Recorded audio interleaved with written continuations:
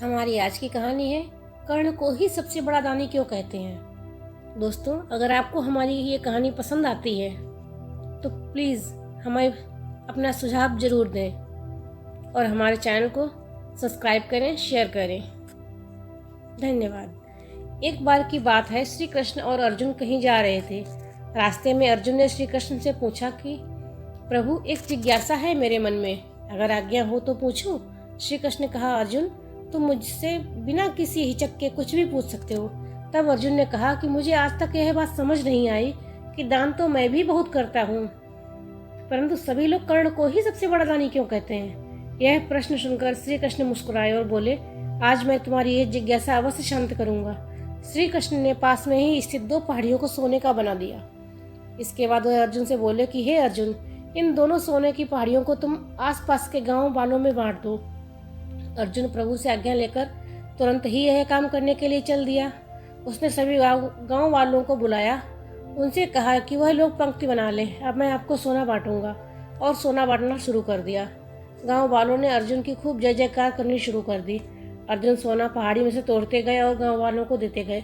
लगातार 2 रातों तक अर्जुन ने सोना बांटते रहे। अब उनमें अब तक अहंकार आ चुका था। गांव के लोग वापस आकर दोबारा लाइन में लगने लगे थे। इतने समय पश्चात अर्जुन काफ़ी थक चुके थे। जिन सोने की पहाड़ियों से अर्जुन सोना तोड़कर दे रहे थे, उन दोनों पहाड़ियों के आकार में जरा भी कमी नहीं आई थी। उन्होंने श्री कृष्ण जी से कहा कि अब मुझसे यह काम न हो सकेगा, मुझे थोड़ा विश्राम चाहिए। प्रभु ने कहा, ठीक है, अब तुम विश्राम करो, और उन्होंने कर्ण को बुला लिया। उन्होंने कर्ण से कहा कि इन दोनों पहाड़ियों का सोना इन गाँव वालों में बांट दो। कर्ण तुरंत सोना बांटने चल दिए। उन्होंने गांव वालों को बुलाया और उनसे कहा, यह सोना आप लोगों का है, जिसको जितना सोना चाहिए वो यहाँ से ले जाए। ऐसा कहे कर्ण वहाँ से चले गए। यह देखकर अर्जुन ने कहा कि ऐसा करने का विचार मेरे मन में क्यों नहीं आया। श्री कृष्ण ने अर्जुन को शिक्षाप्रद भाव से कहा। इस पर श्री कृष्ण ने जवाब दिया कि तुम्हें सोने से मोह हो गया था।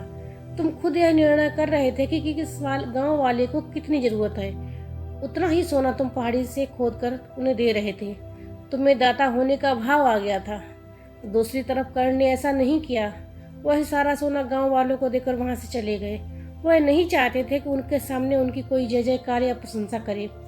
उनके पीठ पीछे भी लोग क्या कहते हैं, उससे उनको कोई फर्क नहीं पड़ता। यह उस आदमी की निशानी है जिसे आत्मज्ञान हासिल हो चुका है। इस तरह से श्री कृष्ण ने खूबसूरत तरीके से अर्जुन के प्रश्न का उत्तर दिया। अर्जुन को भी अब अपने प्रश्न का उत्तर मिल चुका था। इस कथा का सार है कि दान देने के बदले में धन्यवाद या बधाई की उम्मीद करना भी उपहार नहीं, सौदा कहलाता है। धन्यवाद।